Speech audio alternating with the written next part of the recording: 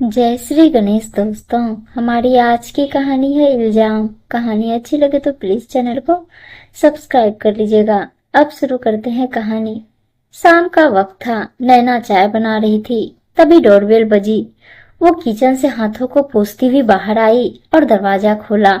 सामने उसके जेठ और जेठानी खड़े थे। वो साइड में हो गई और उनको अंदर आने के लिए बोला। झुककर उनके पैर छुए। उनको बैठने के लिए बोलकर उसने आवाज लगाई, सुनिए, भाई साहब और भाभी जी आए हैं। अंदर से नैना के पति केशव बाहर आए और झुककर दोनों के पैर छुए। केशव अरुण जी के सगे भाई थे। शहर के बहुत बड़े डॉक्टर थे। उनके दूसरे बेटे तरुण की शादी थी। वो केशव को निमंत्रण देने आए थे। वैसे तो उनको पता ही था, फिर भी वो कार्ड और मिठाई लेकर आए थे। शीला ने आगे बढ़कर नैना को कार्ड और मिठाई देते हुए कहा, ये तरुण की शादी का कार्ड और मिठाई। हम मंदिर से ही आ रहे हैं और तुम सबको तो पहले आना है। नैना ने उनके हाथ से कार्ड लिया और बोली, बहुत बहुत बधाई आपको, मैं चाय बनाती हूँ। शीला ने पूछा, बच्चे नहीं दिख रहे। तभी केशव के तीनों बच्चे आए और नमस्ते की। शीला ने बोला, तुम सबको तो पता ही है, तरुण की शादी है, आना है सबको और काम भी करना होगा। तीनों बच्चों ने सर हिलाकर हाँ किया और वापस चले गए। नैना चाय नाश्ता बना के ले आई थी। थोड़ी बहुत बात करके और चाय पीकर वो लोग चले गए। नैना अपने कामों में लग गई। केशव किचन में नैना से थोड़ा दूरी पर दीवार से टिक कर खड़े हो गए। नैना ने पीछे मुड़कर देखा। उसे पता था केशव उससे क्या बात करने आए हैं। अगर आप वही बात करने आए हैं तो मेरा जवाब ना है। मैं आपको और बच्चों को नहीं रोकूंगी, लेकिन आप मुझसे नहीं कहेंगे जाने के लिए, नैना ने कहा। नैना, केशव ने कहा। नहीं, मैंने कहा ना। केशव चुपचाप किचन में से चले गए। उन्हें पता था नैना का जवाब यही होगा। रात को किचन का काम निपटाकर जब नैना घर का दरवाजा बंद करके वापस आ रही थी, तभी उसकी नजर तरुण के शादी के कार्ड पर गई। वो वहीं बैठ गई और कार्ड खोलकर देखने लगी। उसमें उसका और केशव का नाम भी लिखा था। नैना ने तरुण के लिखे हुए नाम पर हाथ फेरा, जैसे वो तरुण के ही सर पर हाथ रखा हो, और बोली, शादी की बधाई तरुण, ईश्वर करे तुम्हारी जोड़ी खूब फले फूले। उसकी आंखें नम हो गई और वो बीते वक्त में पहुंच गई। अरुण जी 3 भाई थे, वो गोविंद और केशव। गोविंद दूसरे शहर में रहता था और सरकारी नौकरी करता था। उसके भी 2 बेटे थे। केशव उसी शहर में रहता था और एक कंपनी में सेल्स का काम करता था। नैना पढ़ाती थी और 3 बच्चे थे, 2 बेटियां 1 बेटा। दोनों बेटियां बड़ी थी और बेटा छोटा। पहले सब साथ में ही रहते थे। अरुण शहर के बहुत बड़े और नामी डॉक्टर थे। उनका काम काफी बढ़ गया था, इसलिए उन्होंने उसी शहर में दूसरा प्लॉट लेकर वहीं हॉस्पिटल और घर बनवा लिया था। बड़ा बेटा आरब भी अपने पिता के नक्शे कदम पर चलकर हार्ट सर्जन बन गया था। दूर दूर से लोग आते थे, इसलिए उनको कहीं और जाने की जरूरत नहीं पड़ी। तरुण भी डॉक्टर था, उसने भी प्रैक्टिस शुरू कर दी थी। आरब की शादी थी, सब लोग शादी में आए हुए थे। गोविंद की पत्नी और केशव की पत्नी ने सारे कामों को संभाल रखा था। दोनों बेटियां भी खूब काम कर रही थी। आखिर बड़े भाई की शादी थी। अरुण जी मेहमानों की आवभगत में लगे हुए थे। गोविंद और केशव ने भी बाहर का सारा काम संभाल रखा था। बाकी बचा हुआ डेकोरेशन का काम बच्चों की देखरेख में हो रहा था। सब बहुत खुश थे। शादी की रस्में शुरू हुई, खूब नाच गाना हुआ। शादी का दिन भी आया। बहुत अच्छे से शादी संपन्न हुई। आरव अपनी दुल्हन को लेकर घर आ गया। अगले दिन मुंह दिखाई की रस्म थी और रिसेप्शन शाम को था। सब थके हुए थे तो शीला, अरुण जी की पत्नी, ने सबको थोड़ा रेस्ट करने को कहा। जिसको जहाँ जगह मिली वो वहीं पर सो गया। 11 बजे सबको तैयार होकर रस्म के लिए आना था।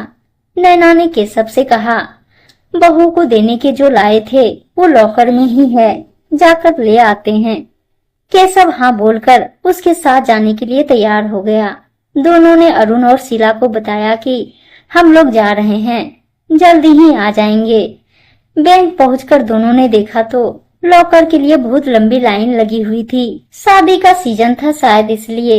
दोनों को इंतजार करना पड़ा और 1 घंटा लग गया बैंक में। उसने फोन पर पूछा तो अभी थोड़ा समय था रस्म शुरू होने में। नैना ने केशव को कहा, निकले हैं तो जरा घर भी हो ले, हम 4 दिन हो गए, अब यही है तो देख लेते हैं। केशव के साथ वो घर देखने चली गई। दोनों जब अरुण के यहाँ पहुंचे तो देखा सब एक जगह इकट्ठा है और माहौल कुछ ठीक नहीं है। क्या हो गया? केशव ने पूछा। सब उनकी तरफ देखने लगे। पता चला मेहमानों में शीला जी की बहन की लड़की, जिसकी शादी थोड़े दिन पहले हुई थी, उसका मंगलसूत्र खो गया है और वो रोए जा रही थी। घर के नौकरों पर सबका शक था। सब वहीं थे, लेकिन कोई भी ये नहीं बोल रहा था कि उसने लिया है मंगलसूत्र। बोलता भी क्यों? घर वालों से पूछने का तो कोई मतलब ही नहीं था। ऐसा कोई क्यों करेगा? तभी शीला जी की बहन ने नैना से पूछा, तुम नहीं थी यहाँ? बाकी सब तो यहीं थे, कहीं तुमने तो नहीं?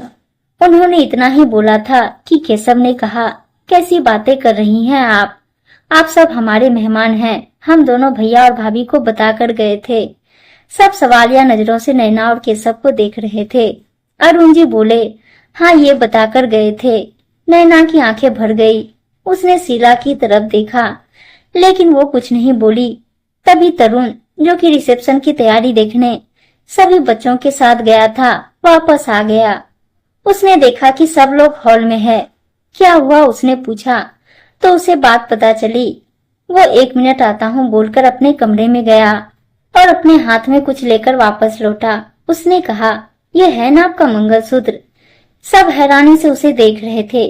तरुण ने कहा, दी आप इसे मेरे वॉशरूम में भूल आई थी। आपके बाद जब मैं गया वॉशरूम में तो मैंने देखा और मुझे लगा ही ये आपका होगा। मैंने सोचा तैयार होकर आपको दे दूंगा, लेकिन तभी होटल से कॉल आ गया और मैं जल्दी में निकल गया। नैना की आंखों से झरझर आंसू बहे जा रहे थे। हिचकी लेकर वो रोने लगी। हाथ में पकड़ा हुआ ज्वेलरी बॉक्स उसने आरब के हाथ में दिया। घर से बाहर आई और रिक्शा पकड़कर अपने घर की तरफ चल दी। बाकी सब बच्चों को पता चला तो सबको बहुत बुरा लगा। केशव ने अपनी दोनों बेटियों से सामान समेटने को कहा। अरुण जी, तरुण, आरव और गोविंद ने केशव को रोकने की कोशिश की, लेकिन केशव ने कहा, जिनको बोलना चाहिए था उन्होंने एक शब्द भी नहीं बोला। ये कहकर उसने शीला की तरफ देखा। शीला अब भी कुछ नहीं बोली। केशव ने हाथ जोड़े और चला गया। शीला अगले दिन केशव के घर आई और बोली, गलती हो गई दीदी से, अब तो वो चली गई है, तुम दिल बड़ा करके उनको माफ कर दो। नैना ने कुछ नहीं कहा। केशव के कहने पर की, बच्चों की तो कोई गलती नहीं है। नैना ने सबको बुलाया खाने पर। आरब और बहू को सबून दिया। उस दिन के बाद अरुण जी के यहाँ कोई नहीं गया। हाँ, वो लोग जरूर आ जाते थे कभी कभी। नैना, आवाज से उसका ध्यान टूटा। केशव ने देखा नैना के हाथों में शादी का कार्ड है और उसकी आंखों में नमी है। केशव ने साइड से उसके कंधे पर हाथ रखा। तो क्या फैसला किया तुमने? तुम जो भी फैसला करोगी हम तुम्हारे साथ हैं। नैना कुछ देर चुप रही, फिर बोली, मैं जब शादी होकर आई तो भाभी जी को अपनी बड़ी बहन की तरह समझा, और ऐसा नहीं कि उन्होंने नहीं, वो भी मेरे साथ हमेशा अच्छी ही रही। हमारे तीनों बच्चे उन्हीं की गोदी में खेले। भाई साहब ने भी कभी कुछ नहीं कहा और ना ही आरव और तरुण ने। समय के साथ भाई साहब अच्छे डॉक्टर बन गए। ये पुश्तैनी घर छोड़कर दूसरे घर में चले गए। खुशी की बात थी हमारे लिए भी। मैंने टीचिंग जॉब कर ली। भाभी जी के यहाँ आना जाना लगा रहा। कुछ भी होता उनके घर में तो भाभी जी बुला लेती। सारा काम मैं और हमारी दोनों बेटियां संभालती थी। कभी कभी तो स्कूल से छुट्टी भी लेनी पड़ जाती थी। मैं सोचती थी, चलो ठीक है, भाभी जी को कोई तो चाहिए और हम तो उनके अपने हैं, तो इस बात को लेकर मेरे मन में कभी कोई बात आई नहीं। विभिन्न अवसरों पर हमने जो उनको उपहार दिए वो उनको, अपने यहाँ काम करने वालों को उन्होंने दिए। ये बात मुझे एक दिन अचानक उनके यहाँ पहुंचने पर पता चली, जब उन्होंने मेरी दी हुई साड़ी ये कहते हुए दी कि काम करते वक्त जरा सी कहीं फंसकर फट गई, जबकि वो उन्होंने पैकेट में से दी थी। ऐसी बहुत सारी बातें हैं, लेकिन मैंने उनसे कभी कुछ नहीं कहा। हाँ, दूरी जरूर बना ली और ऊंच नीच का मतलब मुझे समझ आ गया। वो हमें अपने बराबर का नहीं समझती। सच भी है, आजकल रिश्ते पैसे तय करता है। अगर वो एक बार अपनी बहन से कह देती कि ये क्या बोल रही है और हमारा साथ देती, तो हमारा जो भी सम्मान है बना रहता। लेकिन उन्होंने कुछ बोला नहीं, मतलब उनको हम पर भरोसा नहीं, और सबके सामने बोलती। उसी वक्त जब बात खुली थी कि माफ कर दो दीदी को, इस बात के लिए मैं उनको कभी माफ नहीं कर सकती। रिश्ते में वो हमसे बड़ी हैं, लेकिन मेरी नजरों में वो अब गिर गई हैं। आप मुझसे उनके लिए माफी की उम्मीद करते हैं। माफ कर देना अच्छी बात है, लेकिन हर बार माफ कर देना सही नहीं है। मैं नहीं जाऊंगी और आप सबको नहीं रोकूंगी। ये बात तीनों बच्चों ने भी सुन ली थी। वो तीनों आए और बोले, मम्मी आप सही कह रही हैं, हर बार माफ कर देना सही नहीं होता। उम्मीद है दोस्तों कहानी अच्छी लगी होगी, और अच्छी अच्छी कहानियां सुनने के लिए चैनल को सब्सक्राइब और वीडियो को लाइक शेयर जरूर कर दीजिएगा। धन्यवाद दोस्तों।